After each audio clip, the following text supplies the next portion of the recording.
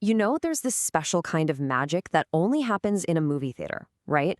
The lights dim, that giant screen lights up, and for the next 2 hours, you're just gone, completely pulled into a different world. It's this amazing experience we all know and love. But have you ever really stopped to think about what is happening in that dark room? I mean, why is it so powerful to just sit there and watch other people's lives play out? Well, some people would say it's all about desire, about watching our wishes get fulfilled on screen. Psychoanalysis actually has a name for this, for the basic pleasure we get just from looking. It's called scopophilia. It literally means love of looking. And you could argue that cinema is basically a scopophilia machine.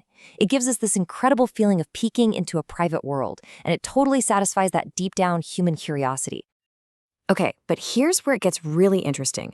Because that pleasure, that joy of looking, especially in classic Hollywood, it's not as innocent as it seems. It's actually been built and shaped by the society that made it. And trust me, once you see the architecture, you can never unsee it. And this brings us to a concept that completely blew the doors off film analysis: the male gaze. This idea gave us a totally new and powerful way to understand not just what we're watching, but how movies have been teaching us to watch all along.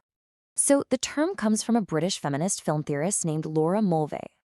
Back in 1975, she published this bombshell of an essay in a journal called Screen. You have to remember the context. This was right in the middle of the second wave feminist movement, and her ideas just landed like an earthquake in the world of film studies. Mulvey's mission was, frankly, radical. She said herself that she wanted to destroy the simple, unexamined pleasure we get from movies.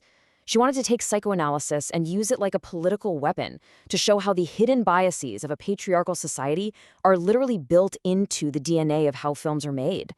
So, what is the male gaze? Well, to put it simply, it's when a film is shot in such a deeply masculine way that it forces everyone in the audience, no matter who you are, to see the world, and especially the women in it, through the eyes of a straight man. This quote from her essay just nails the core idea. She argued that the pleasure we get from movies isn't some universal thing. Nope, it's split right down the middle along gender lines. One group gets to be active, to do the looking. The other is forced to be passive, to be looked at. All right, so how does this actually work on screen? Mulvey breaks it down into this really clear binary. The man acts and the woman appears. And this chart here just lays it all out. The male character, he's our stand-in, he's the one pushing the story forward. The female character, though, is often presented as, well, a spectacle.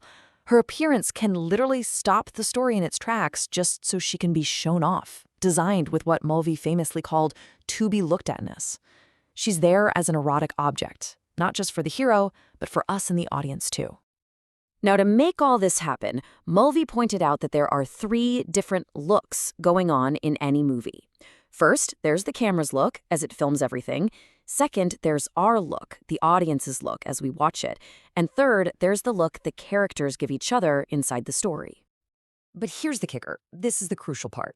Classic Hollywood got so good at merging all 3 of those looks into one single perspective.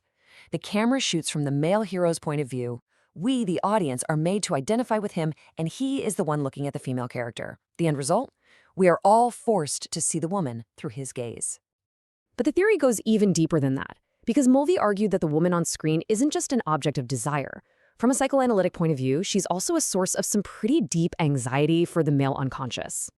All right, so we're diving straight into Freud here. Mulvey argued this anxiety comes from something called castration anxiety. Now, according to this specific theory, the woman's perceived lack of a phallus acts as an unconscious reminder to the male viewer of the threat of his own castration. This, she said, is what makes the female figure a source of threat, even while she's an object of desire. So, if that's the threat, how does cinema handle it? Mulvey laid out 2 main escape plans. The first is what she called voyeuristic sadism. Basically, the story investigates the woman, figures her out, and then often punishes or saves her to regain control. You see this all over Hitchcock's films. The second route is fetishism. This is where you turn the woman into a flawless, perfect object of beauty, focusing so much on her looks that she becomes a safe, non-threatening icon. Think of the stars in old Joseph von Sternberg movies. Now, of course, this essay wasn't the final word on the subject, not even close. Mulvey herself even called it a manifesto. It was meant to be a provocation, and boy, did it work. It kicked off decades of debate and opened up all sorts of new questions. People almost immediately started pointing out some pretty big blind spots. Like, wait a minute, what about female viewers? Is there no pleasure for them? The theory also seems to assume the default viewer is a straight, white man, completely ignoring queer audiences or people of color. And of course, it's based on a really binary idea of gender. And to be fair, Mulvey listened to these critiques.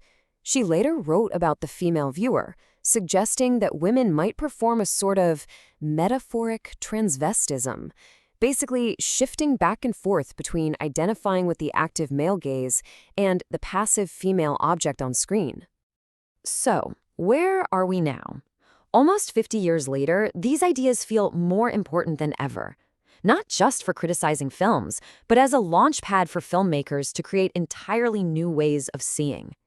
This whole conversation gave rise to the idea of a female gaze. And it's not just about flipping things around. While the male gaze turns people into objects, the female gaze is all about showing subjective experience. It's about a mutual look, not just looking at someone. Movies like Portrait of a Lady on Fire are perfect examples of this, where the gaze between the characters is about a shared experience, not objectification. And a lot of filmmakers today are actively subverting those old tropes. Think about the 2016 Ghostbusters, where they playfully made Chris Hemsworth the eye candy, a role usually saved for women. Or movies like Jumanji, Welcome to the Jungle, that straight up make fun about how ridiculous female character designs are in video games, making the old trope part of the joke. So what's the final verdict? Mulvey herself has called her original theory an obsolescent object, something from a very specific time and place in history. And yet, its central ideas are still so powerful. It gave us the words and the tools to see the invisible rules that shape what we watch, and it's still fueling vital conversations about representation today. It's really like a tool, and once you have it, you can't just put it away. It really does change how you see things. So the next time you're sitting in that theater, or even just scrolling on your phone, ask yourself, who's doing the looking here? And who's being looked at? The answer? Well, it just might change everything for you.